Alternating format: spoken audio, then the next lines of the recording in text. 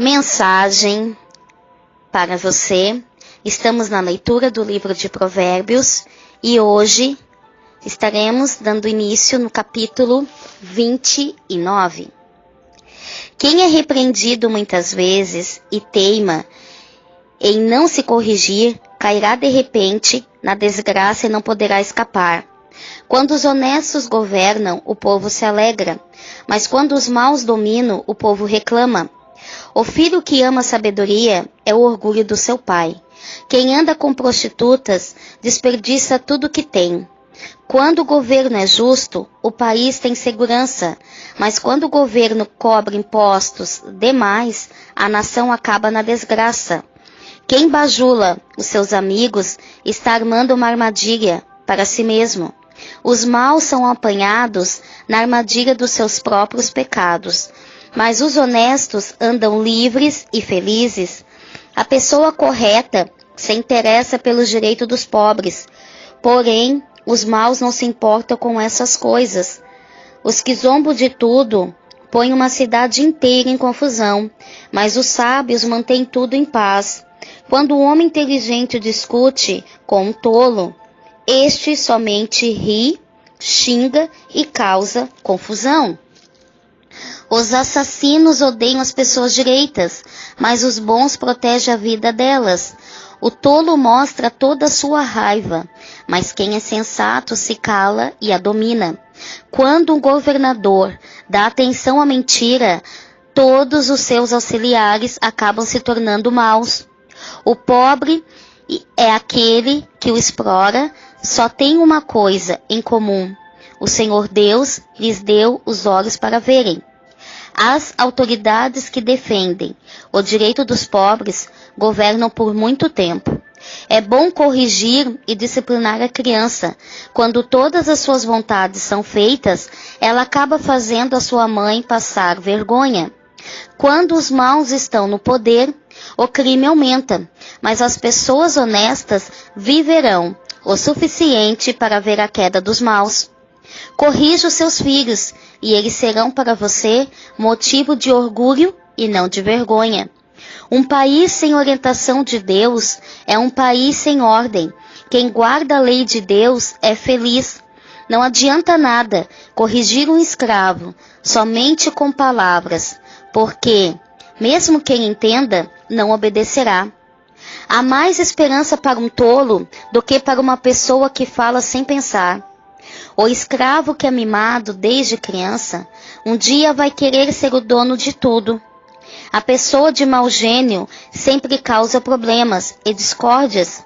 O orgulhoso acaba sendo humilhado, mas quem é humilde será respeitado. O companheiro de um ladrão é o pior inimigo de si mesmo. Se ele disser a verdade no tribunal, será castigado, e se não disser, Deus o amaldiçoará. É perigoso ter medo dos outros, mas confiar no Senhor dá segurança. Todos querem agradar as pessoas importantes, mas o Senhor dá o que cada um merece. Os homens direitos não toleram os maus, e os perversos não toleram os que vivem honestamente. O capítulo 29 de Provérbios inicia-se com uma advertência. Quem é corrigido insiste no erro. Poderá ter um fim não desejado. O ser humano é falho e muitas vezes toma decisões erradas. E desejamos aquilo que é pecado. E nos comportamos de uma forma que não agrada a Deus. É lógico que ele não ficaria de braços cruzados, vendo tudo isso acontecer. Então Deus corrige e nos disciplina, para que possamos voltar ao caminho certo. Você já foi repreendido por Deus alguma vez? Quando o Senhor nos corrige, amada igreja, é porque Deus, Ele nos ama. Imagine se Ele nos deixasse sem correção. Aonde estaríamos hoje? Por isso, toda vez que você for repreendido, glorifique o nome do Senhor, porque é sinal de que Ele te ama muito, aleluia. No versículo 2, se refere quando os honestos governam e o povo se alegra. Mas quando os maus dominam, o povo reclama.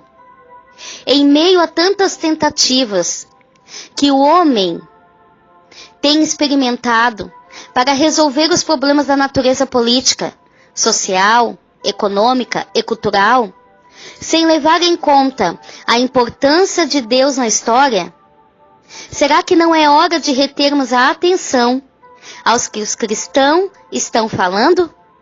Uma sociedade que vive pelas perspectivas políticas, ideológicas, sem estar alicerçadas nos fundamentos bíblicos de governo, sobre nação, povo, prosperidade, cidadania, valores, que na doutrina de justificação é nela que nós encontraremos o mais puro verdadeiro sentido da libertação e da cura dos males da sociedade atual.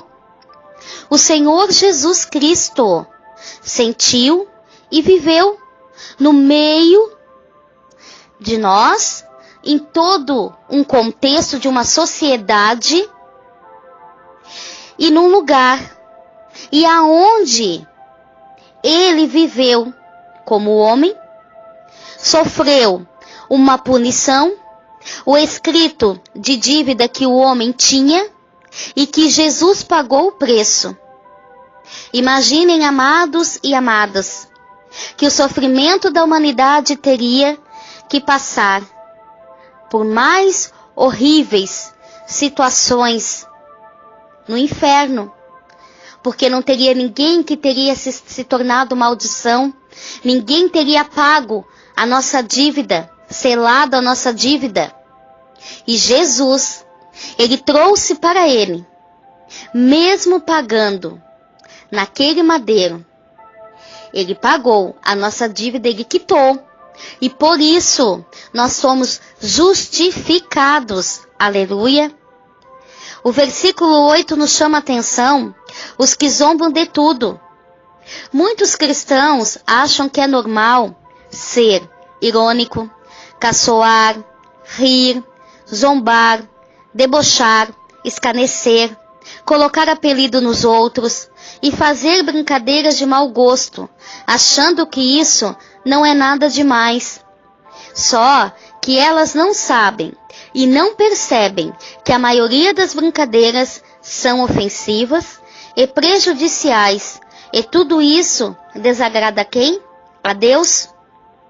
Às vezes o que é normal para você não é para Deus e muito menos para o próximo, para as outras pessoas. E quantas vezes, amados e amadas, não vamos tapar o sol com a peneira? Eu e você não nos encontramos fazendo esse tipo de brincadeiras? Ou de comentários desnecessários? Que o Senhor nos perdoe. O homem que não tem juízo ridiculariza o seu próximo, mas o que tem entendimento refreia a língua. Provérbios 11:12. Ridicularizar, segundo o dicionário, é aquele que tira onda, que vive caçoando. Precisamos rever, igreja, as nossas atitudes. Às vezes aquilo que parece tão inofensivo pode fazer um grande estrago no próximo, trazendo feridas, às vezes incuráveis, na alma. Vamos, amada igreja, ser o remédio para o próximo, e não se tornar o motivo de dessabores, desilusões, decepções, tristezas. O versículo 11 de Provérbios chama a nossa atenção para um assunto que já se tornou rotina nos dias atuais. É com uma verdade que muitas vezes os noticiários têm retratado, através de reportagens de capa, brigas e mais brigas entre as pessoas. E essas reportagens, infelizmente, elas entram nas escolas, aonde mostra brigas de adolescentes, brigas de crianças e etc. Quando se ouve ou vê uma notícia dessa, qual a primeira pergunta que se vem à mente? Por que as pessoas brigam? E por que os noticiários gostam tanto de mostrar brigas, crimes e tantas notícias indesejáveis? Os desentendimentos surgem, as brigas surgem, e com isso se gera um espírito de raiva, que machuca como uma faca afiada pela lâmina e vibra como uma dor imediata. Assim que podemos comparar a raiva. A Bíblia diz justamente que brigar ou ainda causar, ser o motivo de uma briga entre as pessoas e deixá-las brigar ou dar o troco em troco de nada. Amados e amadas, nós precisamos vigiar, pois nós somos falhos e o bem que queremos fazer, nós somos tardios em fazer. Mas todo ser humano tem uma tendência para praticar o mal. Que o Espírito Santo nos perdoe e nos limpe e nos traga memória, nesse exato momento, as vezes que fomos causadores de brigas, discussões, e que venhamos nos reconciliar, primeiro com Deus e depois nos reconciliar com o nosso próximo, oferecer a outra face, se preciso for. Provérbios 29 ainda nos alerta para que o que tem mudado nos dias atuais em relação à correção dos nossos filhos. Os hábitos de 20 anos atrás mudou bastante. Muitas vezes esquecemos que as nossas crianças também estão diferentes, que o mundo mudou. A percepção que temos do mundo depende muito de nossas experiências. Por exemplo, uma pessoa mais velha, ela enxergará mudanças muito maiores no mundo, pois ela viveu várias gerações e ela vê que a economia e os valores morais mudaram bastante. A forma com que se ganha e que se gasta dinheiro mudou muito. Em relação aos relacionamentos com os outros, por meio da internet, etc. Mas para a criança, nada mudou. Por quê? Já que ela só conhece o mundo dela e o que os adultos a ensinam. Daí é que nós vemos o quanto é tão importante educarmos da maneira correta as crianças, os nossos filhos. A família também mudou muito.